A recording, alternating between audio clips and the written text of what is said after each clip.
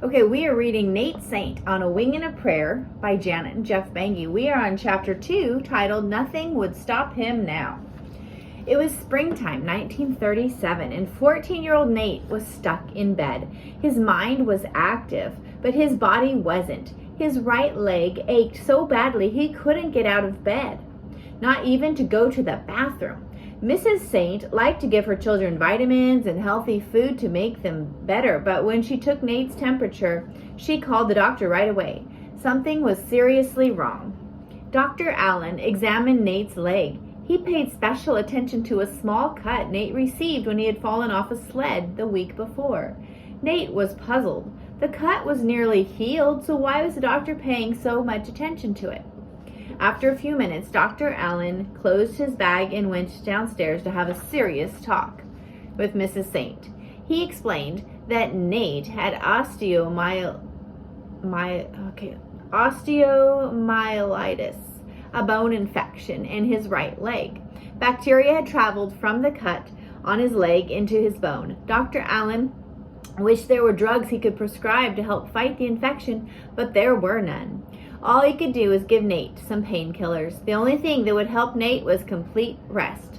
The doctor hoped that with his body at rest, Nate's immune system would fight off the infection. If the infection spread to his knee or ankle, it would lock up and Nate would be lame for life. But Dr. Allen told Mrs. Saint that even if everything went well and Nate's body fought off the infection, Nate would probably be in bed for months. The days dragged on. Dr. Allen made many visits, but it was difficult for him to say whether Nate was improving or not. Nate slept a lot, but when he was awake, his family spent as much time as they could keeping him company. Their visits kept his mind off the incredible pain that shot up and down his leg. Nate's older sister, Rachel, spent hours sitting with him and reading him stories. His brothers stopped in to tell him about their latest hunting or fishing trips or to complain about all their homework. Mrs. Saint brought Nate history and art books to read, and Nate's father often stopped in to pray with him. Still, the Saint household had to go on, and there were many times when Nate lay alone in bed. He would think back to the summer before when he had been at camp in the Poconos, and he especially liked to think about the Saturday night when they were all seated around the campfire. The counselor had asked who wanted to invite Jesus into their life. Nate had raised his hand. All his life he had heard Bible stories and said his prayers, but that night it all became real to him.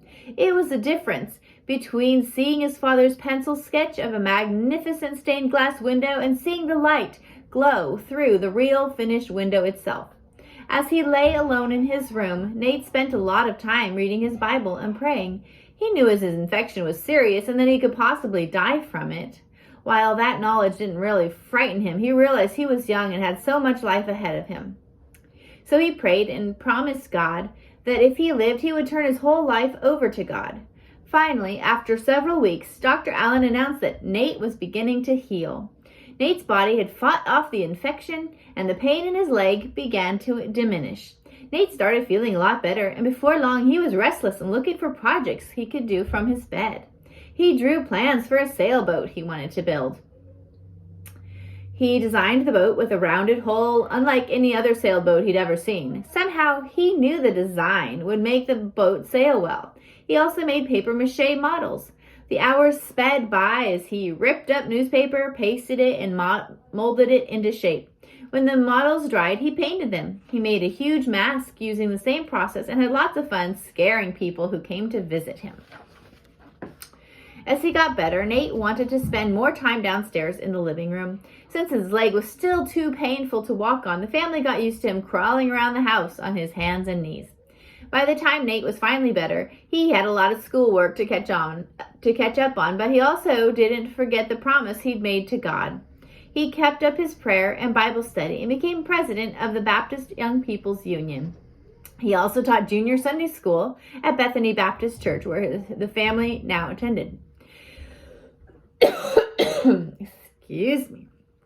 Nate also pulled out the plans he'd drawn while he was sick. It was time to build the sailboat. This time he wasn't building a model, but a full-size boat. He had designed the boat to be 8 feet long and nearly as wide. It looked like half a ball with a mast and a sail stuck in the middle. When he showed his brothers the plans, they just laughed and told him a boat that shape might float, but it would never go fast. Nate ignored them and smiled and began building the boat. Of course, making a boat from scratch is a difficult job, but Nate enjoyed overcoming each new problem that the construction faced him with. He had to figure out how to get the planks on the outside of the hull to bend without breaking. He experimented and he discovered that wet wood can be molded without breaking. He worked out how long he needed to soak the mahogany planks before he could form them into the curved shape of the hull. He spent hours sewing the sails on his mother's treadle sewing machine and made all the metal fittings for the boat as well. Finally, the boat was finished, and Nate proudly painted the name Sinbad on its bow and the home port of Baghdad on its stern. He sailed Sinbad on the Delaware River. She skimmed upriver, leaving bigger, more expensive boats in her wake. Nate gripped the tiller and grinned at his brother David, who was manning the mainsail. His design worked even better than he'd thought it would. Somehow, as the wind filled the sails, the tiny boat lifted in the water and skimmed effortlessly and speedily across the surface. Nate felt completely satisfied as he guided Sinbad up the river. Nothing made him happier than to plan something, make it, and then use it. Whenever he had to sit for a long time, Nate became restless. He wanted to be out doing something, not sitting around. Because of this, school tested him, and by his senior year in high school, he was ready for something else. He tried working at night and going to school during the day, but that tired him out, so he reversed the order. He dropped out of day school and went to night school in Philadelphia while he worked during the day in a welding and machine shop. That suited Nate much better. He was doing things with his hands and using his brain at the same time. Nate graduated from high school in 1941. As he graduated, the world was changing. World War II had been going on for nearly 2 years in Europe and Asia, and there were rumors that the United States was going to get involved in the war. Such rumors made it hard for a young man to concentrate on a career. So Nate drifted from job to job. He started working in a welding and machine shop and then switched to tree trimming. Then he tried pumping gas at a local gas station. All the while, Nate felt restless. He hadn't found his niche, and it was hard for him to focus long on any one thing. Nate thought he'd like to travel, so he agreed to deliver a truck to a missionary family in the hills of southwest Virginia. However, things didn't work out as smoothly as he thought they would. Once he'd delivered the truck, he had no way to get home. He decided to hitchhike. There was just one problem. There weren't many vehicles on the back roads of Virginia, so getting a ride wasn't easy. As Nate stood by the side of a road waiting for a car heading north to come by, he noticed a train in the distance. The railroad track ran along close to the road and then took a sharp north bend to the north. Surely the train has to slow down for the bend, Nate thought to himself. He ran over to the bend in the tracks and waited for the train to get closer. As it approached, it slowed, and Nate began running alongside. When a boxcar came by with its doors open, he effortlessly swung his body through the door and into the empty boxcar. Nate sat by the door, congratulating himself on how easy it had been to hitch a ride on a freight train. As he looked around the dim interior of the boxcar, he noticed several dark shapes. As his eyes adjusted to the faint light, the shapes turned into hobos, homeless men who rode the trains from one part of the country to another in search of jobs or food. Nate was surprised by them at first, but he and the men got along fine. Nate was thoroughly enjoying his free ride until the train stopped in Bluefield, Virginia. The Bluefield police regularly searched for hobos on the trains passing through town. Nate surely didn't look like a hobo, but he was on a train without a ticket, and as soon as he found out, that was illegal. As he soon found out, that was illegal. The hobos and Nate were taken before a judge. They all stood in a line in the courtroom. The judge looked at each of them sternly and pronounced his sentence, a $10 fine and 10 days in the local jail. When the judge got to Nate, he hesitated and took another look. Anyone could see Nate was not a hobo, so the judge pointed at him and said, "Your sentence, son, is $10 or 10 days in jail. One or the other. Which will it be?" Nate knew the judge was being kind and trying to spare him from having to go to jail, but Nate had more time than money. "I'll take the jail time, Your Honor," he replied, and with that he went to jail for the one and only time in his life. Nate sent 3 postcards from his jail cell back to Huntington. On the first, he complained the potatoes were so hard he could bounce them off the floor. On the second, he drew a sketch of an escape plan, and on the third, he wrote in huge letters the word free. After his release, Nate hitchhiked home from Bluefield, keeping a safe distance from freight trains. Whatever Nate was doing, his thoughts were never far from airplanes. In mid-1941, he got a job at an airfield on the outskirts of Philadelphia as a general hand for the Flying Dutchman Air Service, where Big Brother Sam had worked as a flight instructor. He was around airplanes, and he began to feel his life was back on track again. On June 16, 1941, while working at the airfield, Nate took his first official flying lesson. From then on, he saved every penny until he was able to buy himself a small airplane in which he could build up his flying hours, and eventually he got his private pilot's license. Meanwhile, Sam had become a pilot for American Airlines, and he arranged for Nate to become an apprentice aircraft mechanic for the airline at LaGuardia Field in New York City. It was an exciting time for Nate, who moved to New York and stayed with Sam's wife Jeanne, and their 4-year-old daughter. On December 7th, 1941, while Nate was working in New York, the biggest news story since the start of the Great Depression broke. Japan had attacked the United States at Pearl Harbor in Hawaii.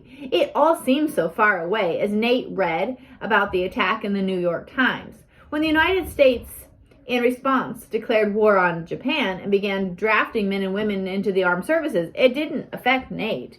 The airline industry was an essential industry, which meant that people like Nate and Sam, who worked for airlines, could not be drafted into the military because their jobs were too important. So, as the United States entered World War II, Nate kept right on working as an apprentice airplane mechanic, knowing he would not be drafted.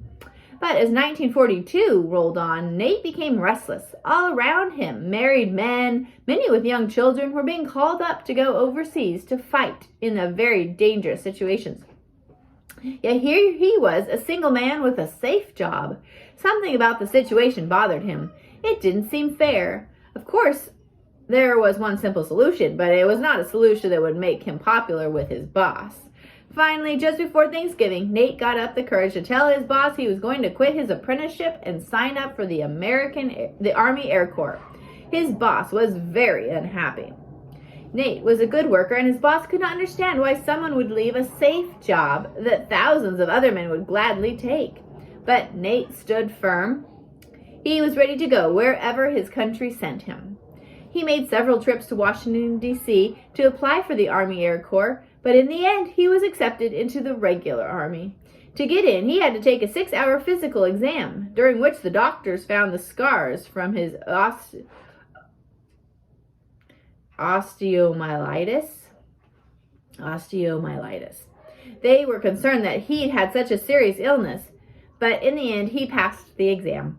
The doctors wrote a note in his records that read, "Accepted for limited service." Nate was so glad to pass the medical examination that he didn't give the note in his record a second thought. He certainly couldn't have imagined the impact that it would have on his life in the years to come. Nate spent Christmas of 1942 at home in Huntington Valley with family and friends. Then, on December 30th, he took a train back to New York to join the Army. From New York, he was shipped off to Camp Luna in Las Vegas, New Mexico. Nate thought it would be nice and warm out there, but a surprise awaited him when he arrived. Camp Luna was located in the Sangre Mountains, and any thoughts of balmy nights in a suntown quickly faded as he trudged through 3 inches of snow to get to his tent. Nate had joined the Army to learn new skills like flying commercial airplanes, but his first job involved using a skill he'd learned years ago at home in Huntington, cleaning toilets. Still, someone had to do it, and Nate did it with the same enthusiasm he showed when fixing a plane. Life quickly fell into a routine at Cape Luna. Nate was up at 5 in the morning for a parade and barracks inspection. Then there was breakfast before the troops, where it marched out to learn all the skills necessary for fighting a war. They did fitness training and learned survival skills. By lights out, Nate would fall into bed exhausted, but he was always up the next morning, ready to go. Whenever he got the chance, Nate went into town to church, News soon spread that he was a Christian, and other Christians sought him out to pray with him. Nate also arranged Bible studies for other Christians in his unit. All the while, Nate never gave up on his dream of flying, even though he knew it wasn't easy to get flying jobs in the U.S. Army. Still, his persistence paid off, and he was accepted into a training program in Los Angeles. In the program, he would learn to work on the C-47 cargo planes that the military used to transport men and supplies. At the training school, Nate studied in class from 2 in the afternoon until 1 o'clock in the morning. He learned all he could, and after graduating from the training program in March of 1943, he was sent to an Army base in the Mojave Desert to work on C-47s. From there, he was sent to Jefferson Barracks, St. Louis, Missouri.